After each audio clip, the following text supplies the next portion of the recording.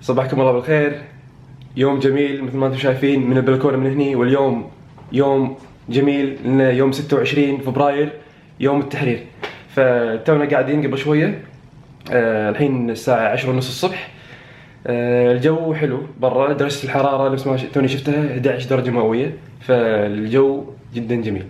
الحين بس ان شاء الله ننزل تحت نروح نتريق مطعم كوتشينا بالدور الاول. مطعم كوتشينا مطعم ايطالي ومن المطاعم المميزه هنا عندهم، فان شاء الله الحين نازلين ورايحين.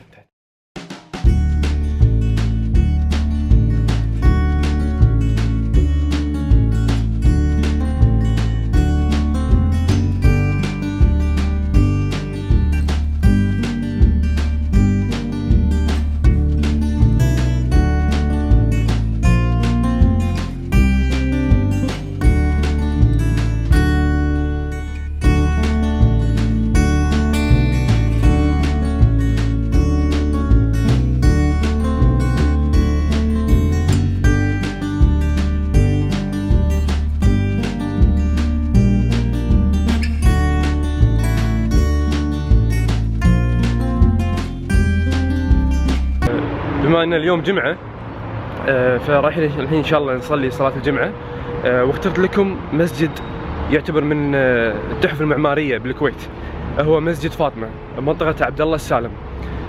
عبد الله السالم تقريبا تبعد يمكن 15 دقيقه بالسياره من هني.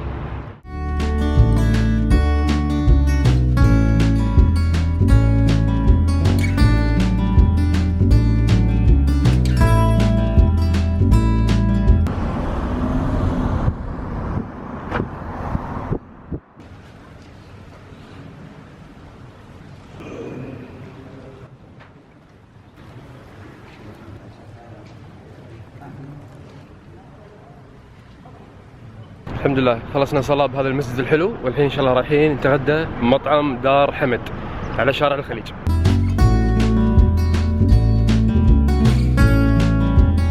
يلا من يانا. الله يحييك. شلونك؟ الحمد لله. طبعا هذا اخوي محمد، اطول مني واصغر مني هو، شوف شلون فرق الطول. يا اليوم بيتغدى ويانا هني مطعم دار حمد.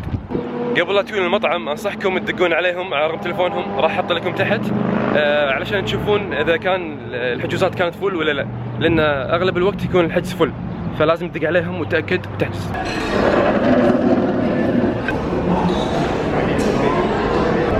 كل الاطباق عندهم عليها كلام او جمل كويتيه قديمه، مثال عتيج الصوف. وائل شنو عندك؟ شنو مكتوب عليها؟ اسمع على جسمه. اسمع على جسمه اللي هي البرتقاله، ها؟ اتوقع. محمد شنو عندك؟ حجر مسكرة مليانة خرز. حجرة مسكرة مليانة خرز اللي هي الرمان.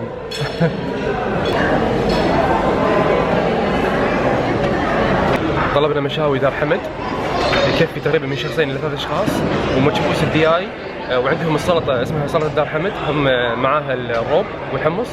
والطلبات هذه كلها هي معاها بطاط، هي معاها الحمص، هي معاها الخبز، كل شيء. والمشاريب طلبنا موهيتو دار حمد والفيمتو وعصير برتقال. يلا خلينا نفتح خلص. يعطيك العافية. معي مستر إيلي، واحد من مدراء دار حمد موجود هني. فأنا صراحة قلت ما أبي أنا أتكلم عن دار حمد، خل هو يتكلم دار حمد ويشرح لكم شنو هو دار حمد بالضبط. فيا ريت لو مستر إيلي لو يعني ممكن تقول للناس شنو هو دار حمد؟ ليش انتم مسمينه دار حمد؟ ليش ما سميتوه مثلا مطعم دار حمد؟ اوكي. وانا شفت هني يعني ما شاء الله عندكم مكان حلو، مكان راقي وتراثي بنفس الوقت. تسلم. كل مكان قاعد اشوف عندكم هني في له اسم معين. شنو سر هذا الاماكن؟ هو دار حمد كان مبنى قديم حق آل حمد، تكريما للجد. حبوا يكرموه بقى، عملوا المبنى حق سموه دار حمد منه مطعم، لان اذا بتشوف انت كمان اكلت عنا بعض الدور وان شاء الله كل شيء كان عزوه. الحمد لله كل شيء كان ممتاز الحمد لله. اذا بتشوف الاكل تبعنا اكل دار، اكل بيت. من المقبلات للسلطات، حتى المين كورس، يعني الاطباق الرئيسيه اذا بتشوف محطوطه باطباق تتقدم بالبيت. هلا كدار حمد اذا بتطلع بالاقسام اللي بقلب دار حمد، هيدا الدار حمد منشال من الايرا، يعني من من سنه ال 40 50 60 وقت كانت الكويت القديمه، نحن حبينا نرجع نشرف تراث الكويت بدار حمد بكل اقسامه بقلبه. اذا بتشوفون في من التراث الكويتي، ونحن مطرح ما واقفين هون هيدي البيبليوتيك يعني المكتبه فيها كتب كانت بدار حمد، يعني بآل حمد ببيوتهم، وحبوا كمان يعملوا هالمكتبه كمان تكريما للتراث الكويتي. زين الاماكن اللي موجوده هناك، كل مكان له اسم، هل يعني هذا اشياء معينه مثل التلول؟ عندنا تلول، عندنا الهامه. اي شنو سر هذه الاماكن؟ يعني ليش سميتوها المسمى هذا؟ تلول والهامه هن كمان اقوال كويتيه قديمه. هدول الاوتين فيهم ينقسموا تلول وهامه، هدول حق ايفنتات، حق برايفت دينرز، عندك حفل خاص. سو عندنا اكثر من 8 to 9 منيوز، يعني عندنا من 8 ل 9 منيوز لحق هيدي الاوضه. مثل ما شفت هلا انا صورت انا وياك، عندنا بعد يومين كمان عشاء ل 40 شخص بيفيه. سو هيدي الاوضه فيك تستعمل كمان البلكون الخارجي، كمان بيطلع على البحر، وهلا تأس جميل بالكويت. سو كمان فيك تستعملها. هون مطرح منا نحن اسمه شاي لوبي، شاي الضحى كمان. شاي الضحى كمان فيك تيجي انت والربع تبعك بعد الظهر تاخذ شاي ارابيك كوفي تبعنا، المشروبات الكويتيه الاصيله مع الحلو تبعنا كمان. اللي كمان عندنا شيف من احلى الشيفيه بالكويت، كويتيه صح؟ كويتيه اكيد، اسمها شيف صديقه. شيز ذا اكزيكتيف بيستري شيف، يعني هي مسؤوله عن مطبخ الحلويات اللي عندنا، كمان كويتيه وكمان معروفه ما شاء الله عليها. ما شاء الله. هلا نحن بنفتح من الريوق، بنفتح من 9 ل 12، بنسكر بس ساعه، بنفتح من 1 لل 5 حق غدا، بنرجع بنفتح من 7 ل 11 ونص 12 بالليل حق عشاء. افضل الحجز المسبق، احسن ما نحن نزعلكم ام يطلع شيء بادري منا نحن ما نقدر نستقبلكم، لانه هيدا الدار مفتوح لكل الشعب.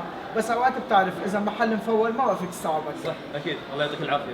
مشكلة ما قصرت. الصراحه هذه كانت اول تجربه لي بدار حمد، والحمد لله كانت تجربه ممتازه، والاكل مالهم يعني صدق كنا اكل بيت.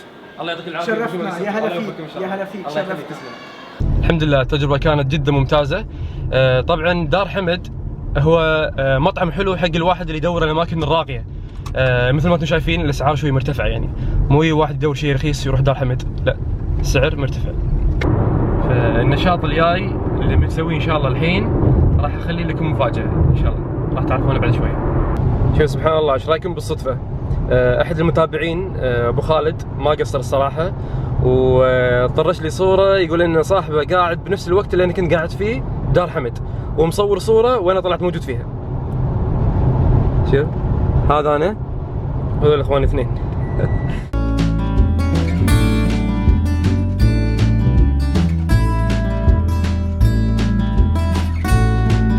وصلنا هني لبنيدر، ومثل ما انتم شايفين هني مهرجان الفارسي للطيارات الورقيه. في نشاط انا حاجزه هني، حاجزه مخصوص، بس طبعا هو برا المهرجان هذا. الحين ان شاء الله بس خلينا نشوفه هو وين عشان نشوفه بعد. يعطيك العافيه كابتن احمد. يعطيك العافيه كابتن احمد. حبيبي هلا فيك، شلونك؟ عساك طيب؟ يعطيك العافيه، شلونك؟ ها جاهزين ان شاء الله؟ ان شاء الله. مثل ما انتم شايفين حجزت الطياره هذه، واول مره بعمري راح اجربها، فان شاء الله تعدي على خير. عادل جاهز؟ جاهز، قاعد اجهز الكاميرا عشان ناخذ لقطات حلوه من فوق. مو خايف؟ شويه. راح نطير ان شاء الله الحين هني، تقريبا يمكن من بين 20 دقيقه الى 45 دقيقه وقت الطيران، يعتمد على الجو على الهواء، فنشوف ايش يصير. شنو نظرة الخوف هذه؟ ايه انا قاعد اشوف هذا شلون احس انه مو راضي ينزل، احس انه مو راضي ينزل وخوفني. فتوني سالته قلت له وين راح يكون وقت الطيران؟ يقول لي راح يكون الطيران فوق شاليهات بنيدر.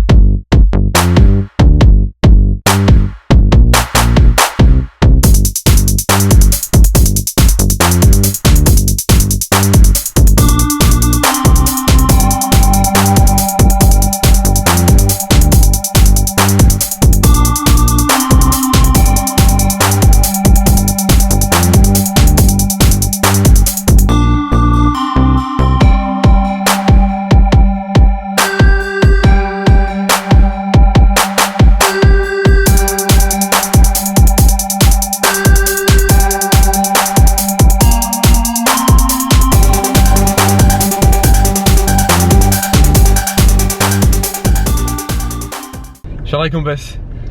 صراحة بالبداية كنت شوي مرتبك وخايف، بس بعدين من أول ما طار كل شيء أوكي الحمد لله. سألته كم سؤال بخصوص هذه الرياضة، هي يسمونها الطيران الشراعي. بدت من 2004 هني بالكويت. فريقهم يتكون من 30 شخص، هو كابتن أحمد، إن شاء الله راح أحط لكم حسابه تحت بالانستغرام.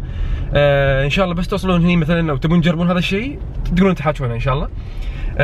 بس قال لي ان في شروط قبل لا تجربونها، لازم الشخص يكون فوق 18 سنه، ولازم يكون خالي من الامراض، يعني مو واحد يكون فيه قلب ولا فيه شيء يعني يتعب فوق، فهذا الاشياء لازم تحرصون عليها.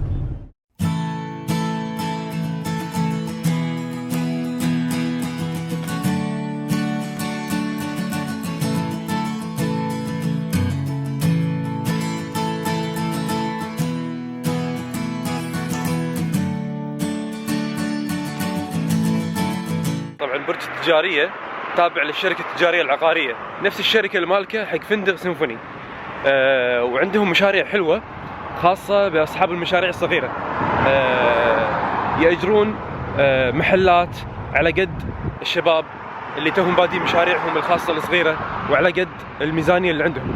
موجود هني المشروع برج تجارية اسمه ذا لوبي، ونفس المشروع موجود بعد بسيمفوني مول. مول التجارية ما هو مول كبير، بس فيه كل الاشياء اللي ممكن تحتاجها. فأنا إن شاء الله الحين باخذ جولة صغيرة فيه وبروح لأميز الأماكن الموجودة.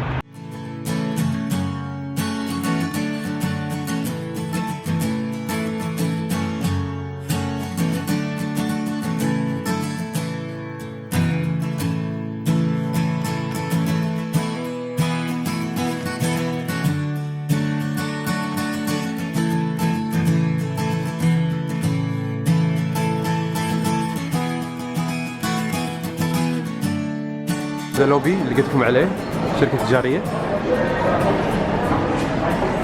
المحلات صايرة كذي داخل.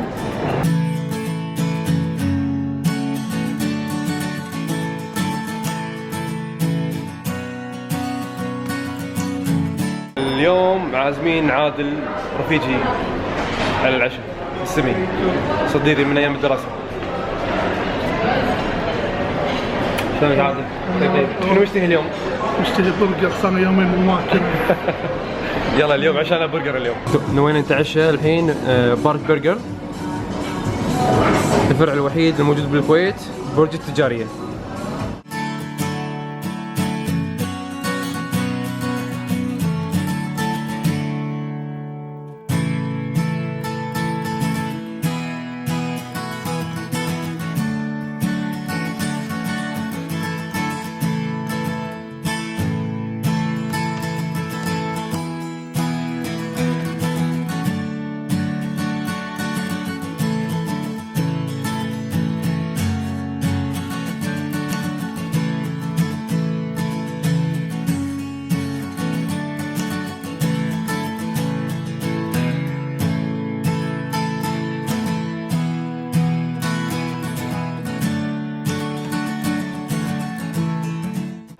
شلون العشاء وياك اليوم؟ ولذيذ العشاء صراحه، يعطيك العافيه. يعني يبيض الوجه؟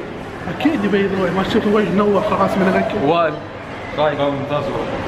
ها ممتاز، بس ما طولت لي دبل. ليش؟ ليش ما طولت لي دبل؟ هو ضعيف فلازم ياكل وحده. احنا متان اثنين لازم ناكل دبل. جينا الحين لجوي كونفكشنز، من افضل الكافيهات بالكويت بالنسبه للسويت.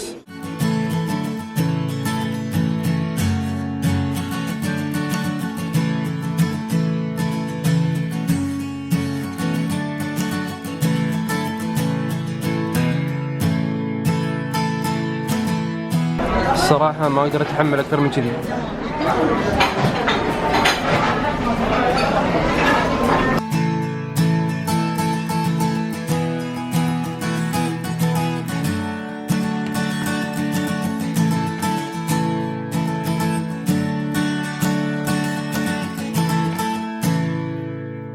صراحه قمه اكلهم لذيذ، حلوياتهم عجيبه، يعني ما اقدر اوقف.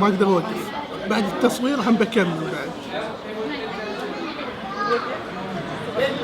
لا الحين ما وقف. شوف الحين شغال، الحين ما وقف. لا والله شغل مرتب والله. الاكل هني لذيذ بشكل مو طبيعي، يعني من افضل محلات الحلويات اللي ممكن تجي فيها هنا. حتى مبين على وجهي اني خضران بعد الاكل هذا كله. حتى الشباب شفتوا رايهم شلون صاير، انا اظن رايهم ان الاكل هني ما عليه كلام. طبعا